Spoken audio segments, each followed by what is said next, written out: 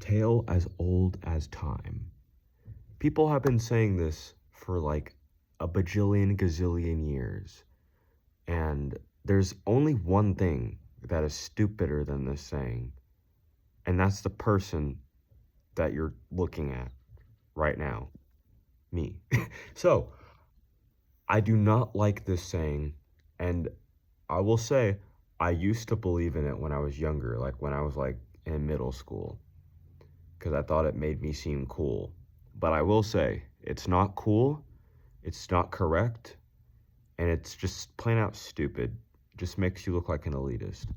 You may be wondering, what is this heinous saying I'm talking about? Music sucks nowadays. People have been saying this every decade. It's just like with ultra, like, what's it called? Ultra evangelical Christians talking about, oh, this music is the devil's music. This is devil worship music. They said that about rock and roll in the 1950s. So I don't really give a shit what they call satanic music, because it's 9,000 times out of one, it's just wrong. But let's talk about that saying a little bit, shall we? So I would trace the roots of when I started hearing about it to country and dance music and pop music. Music just isn't good anymore. They just don't make any good music. And I want to point something out here. You're not mad at modern music, you're mad at the music industry. And that's not bad. You just need to understand that there's a difference between being mad at modern music and being mad at the modern music industry complex. But if you're going to be mad at the modern industry complex, you have to understand that it's always been that way. Take, for example, pop music in the 1960s wasn't that much better than it is now. It's all hook-based music that just wants you to remember it. Music that's aiming to be a number one hit. That's what pop music has always been. It's been that way since the early 1900s, after the blues started going crazy in the very early days of like in the early 1900s, like that time period. Ever since that time period, music, as popular music was, it was just supposed to reel you in, get you to enjoy it, to dance to it, to vibe with it, to sing along. What's different about it now? That hasn't changed. And when they say like, oh, well, what about progressive rock? This is one of my least favorite things when people say this. Well, I mean, look at bands like Pink Floyd. Okay, Pink Floyd was a foundational progressive rock band. Do they make good music now? Don't answer that with yes, because it's wrong. But this is my point. It's like, just because you have nostalgia for a time period or a specific kind of music doesn't make the other kinds not good. Progressive rock still exists. There's plenty of progressive rock bands and progressive rock artists that exist nowadays. And when people get mad at computer technology, dude, they've been doing that since Björk came out. Björk, her first album was a dance album, and people hated it because it was a dance album, and dance sucks. They're using computers and it's not real. I remember vaguely she had a quote talking about like, they say that like electronic music just doesn't have soul, but I think that you are the only one that can put soul in it, not the music doesn't do that for you, or something like that. And that's true, because I could just as easily take out an acoustic guitar, an acoustic drum set, a bass guitar, and sing, and it could be the most soulless, like, mainstream, like, horseshit you've ever heard in your life. It doesn't matter. It's about what you put into it. And I'm tired of people saying, like, oh, modern music sucks now. You clearly just don't know anything about modern music. You just don't. There's a thriving emo scene. There's a thriving indie scene. There's a thriving rock scene. There's a thriving metal scene, especially death metal. And also thrash metal has been seeing a huge revival in the past 10 years, but death metal has especially been very, very popular right now. in online spaces, mind you. Um, I would even say jazz fusion in the past like 15 years or so has had like a little distinct section of history. I wouldn't say it was ever super popular, but I do recall like a lot of musicians that, had YouTube channels, like people like Adam Neely, for example, or Chad LB, and they just go on to record music and it's like, wait, cool, you know? So I'm tired of people saying that. It's just not true. I want you to think of like the 1970s going into a record store. I hope no one thinks that going into a record store in the 1970s would be like, "Oh, I just see all these beautiful albums just laid out before me."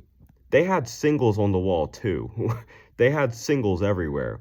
Go like this new hit single, the Beatles new hit single, the Beatles new hit single, Boston's new single, uh any band that had a song that was super popular, they'll have it on the wall for you. You can go buy that. It's not like we don't do that anymore, and it's not like we do that more now. It's always been that way. And in fact, it was harder to create an album back then than it is now. Because first of all, vinyls are expensive as shit, and now you can just do it online. Just post a whole album on YouTube, on Bandcamp, on SoundCloud. You can get distributors and put it on Spotify and Apple Music and Deezer and shit like that. It's not like it's not as impossible as it used to be.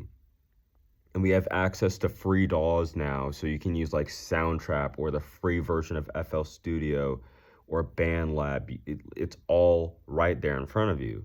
And that has allowed so many more people to just thrive in their own right. People have been able to record their own music. Think back in the earlier time periods of music production, that wasn't a possibility. You had to be an insanely talented artist, or you had to know a bunch of people that could get you in. And then now you have to go from there. It's not like it's the other way around where it's like, oh, well, it's just people were just more talented back then. Okay, I have a story to tell you for people that believe that.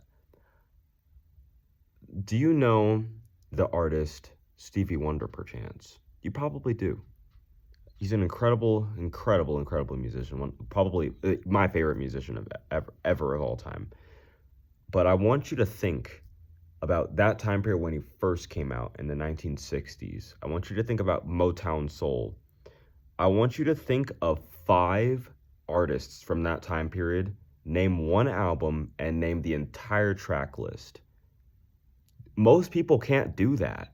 And it's not about, oh, I don't know what Motown is. It's not about that. It's about these artists too were just creating singles.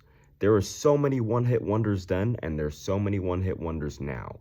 So I think people need to realize that it's not about you not liking modern music.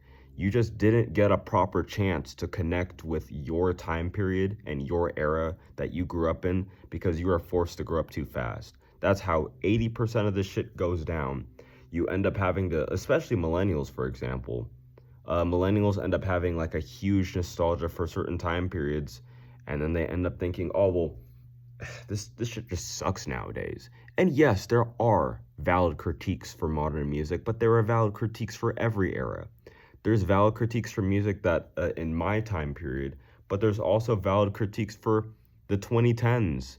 Y'all remember the stomp and holler shit like the Lumineers or like Vance Joy or of Monsters and Men, like those kinds of artists where it's like, okay, like, like that era of music.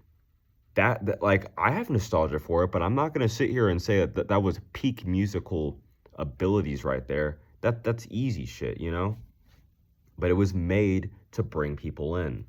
And I think it came perfectly for millennials, the time period that it came in. Y'all survived the house crisis, bro. You deserve to have a little bit of stomp and holler cringe, okay? It's fine. But my point is that popular music was never better than it is now, in the sense that, oh, the modern music is just shit pop music. My friend, I think you just don't know anything going on, actually. If you're just thinking of it like that, oh well if I go on Spotify then all the top artists are just pop. Yeah, it's mostly been that way. It's mostly been that way. It's almost always been that way. The Beatles were a pop band, by the way, too. They were a rock band, but they were pop rock. So I'm tired of people saying that like all music nowadays is just pop. You just don't know anything, and I think you need to like tap into some music history and some music analysis if you really do think that modern music is just bad.